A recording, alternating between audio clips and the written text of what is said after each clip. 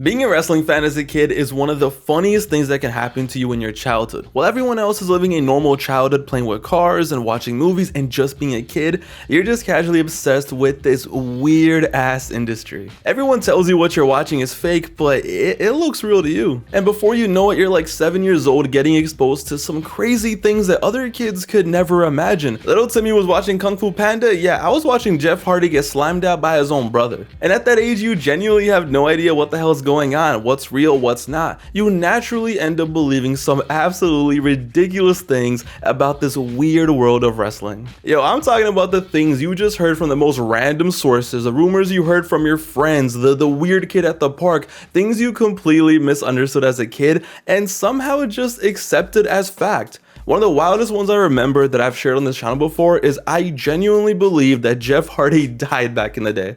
Whenever I would play SmackDown Shut Your Mouth or see old Jeff Hardy clips, instantly I was like, yo, that's my guy. But it would be so confusing because once I started watching in 04, I had never seen the man on television. I would see his dumbass brother all the time, but they never even mentioned Jeff. So when I asked my older cousins what happened to Jeff Hardy, they would just straight up tell me, yeah, he's dead. Yeah, he jumped off a ladder and died. And I just believed it because it's like, yeah, makes sense. It's Jeff Hardy. If anyone's gonna die falling off a ladder, it's this guy. And they were older, I trusted them, I believed them. Why else would he not be on TV? It was sad. I became a Matt Hardy fan because I thought his brother died. But when I saw Jeff on TNA in late 2005, not only was I happy that, yay, I can finally watch Jeff wrestle, it was like, yo, he's alive. I remember when I went to soccer practice in like 2006, I would talk about wrestling with all the other kids, and I remember one of the volunteer coaches who was probably in high school, he heard us talking about wrestling and we were talking about the Undertaker versus the Great Khali. Amazing feud to talk about, right? And I'll never forget him just coming up and going off. Undertaker sucks now, he's trash now,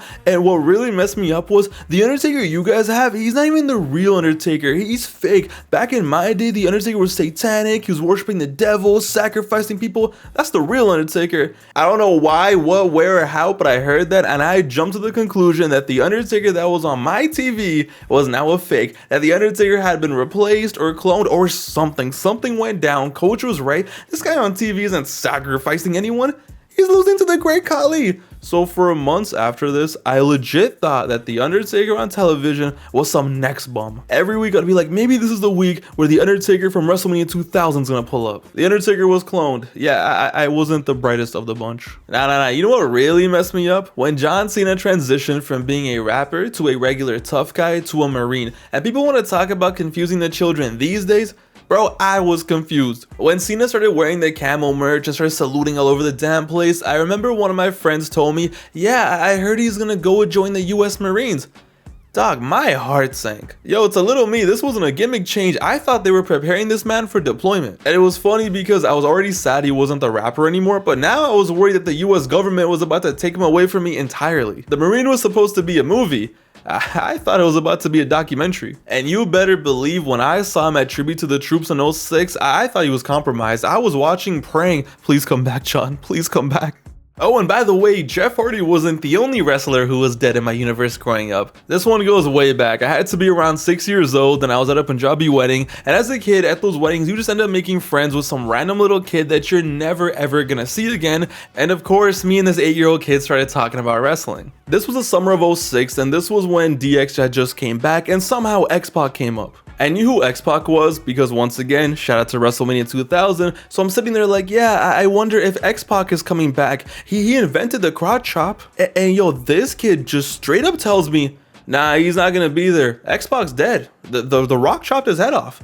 I'm sorry, what? I don't know to this day what made this kid say this. I don't know where he got this information from. I don't know what he had against X-Pac, but this kid had the whole story ready. He tells me that, yeah, back in the day, X-Pac was gonna hit The Rock with the X Factor. The Rock got up and he just chopped his head off, and now he's dead. And somehow I believed him. Because in my mind, it's like this kid is 8 years old, I'm 6. Obviously, he knows more about wrestling than me. He knows what the X Factor is. He clearly has ball knowledge. Why would I question this man's sources? And once again, just like Jeff Hardy, I had never seen X-Pac on TV, so in my little brain, it all checked out. Of course, X-Pac isn't on TV and he's not in DX again. The Rock chopped his head off. And wait, maybe that's why The Rock doesn't wrestle anymore. I solved 2 disappearances with 1 murder. Rest in peace, X-Pac, man. By the way, The Undertaker contributed to so much childhood lore, more than just him being cloned. Do you guys remember when The Undertaker used to have that giant Sarah tattoo on his neck?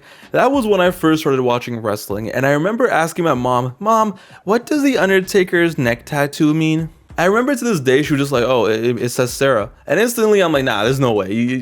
Come on, there's no way. That's The Undertaker. That's the big bad demon. He can't have Sarah tattooed on his neck. In my head, it was like, nah, that had to be some demonic spell or something. And maybe it's pronounced Sarah. There has to be some dead man shit involved. Nah, he actually had Sarah tattooed on his neck. I told you he was cloned. It's interesting because growing up in the era that I did, as I got older, the source for these myths also changed. Because once I discovered the internet, yeah, your boy was on wrestling forums as a 10-year-old like it was my job. And when I tell you that at first I believed everything, It's on a website. They wouldn't lie on the internet. They could have posted anything in 2008, 9, and 10, and I would have believed it all. Cena's gonna TNA, yeah, he 100% is. The Illuminati runs wrestling, 100% they do. All the wrestling matches are scripted, yeah, I know that. But Undertaker's WrestleMania matches, nah, the streak is real. He's really 16-0. Yo, yeah, that's the one shoot fight of the year, right, little Pav? Yeah, I believed everything and anything. But to wrap this up, let me share my favorite one. As you guys know, I hated Edge as a kid. This man ruined my life on a weekly basis. But what was always funny was every time he came out, every single week, they would announce him as from Toronto, Ontario, Canada. Now guess who is also from Toronto, Ontario, Canada?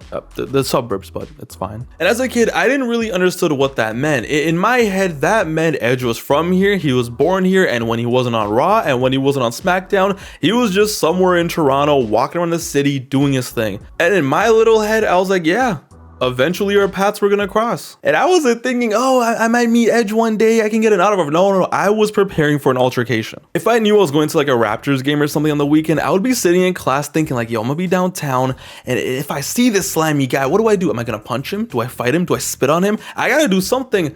Mind you, I was like 8 years old, but I didn't care. This man had been ruining Cena's life for years, and then Batista's, and then Taker's. Other kids heard Edge's from Toronto and thought, oh, that's cool, hometown hero. I heard Edge's from Toronto and thought, good, that means I can find him. And looking back at it, it's so funny because it's like, of course, my biggest op just happened to be from here. It's so funny when you're a wrestling fan as a kid and everyone tells you, yeah, wrestling's fake, so you kind of start to believe it, but then deep down you also don't, because you'll be watching like, yeah, that doesn't look fake to me. But you'll still tell everyone, yeah, I know it's fake, I'm not some stupid kid. I do remember though, eventually I got to the point where I'm like, yeah, wrestling's fake, all the moves are fake, but hey, that Randy Orton punt, that looks real to me. It took me a long time to admit, yeah, maybe Randy wasn't punting all of his ops. I still remember there was a rumor back in like 2009 when Randy truly lost his mind and he had IED and everything. It was like, yeah, Randy snapped and he killed his dad. That's why we haven't seen Cowboy Bob Orton in years.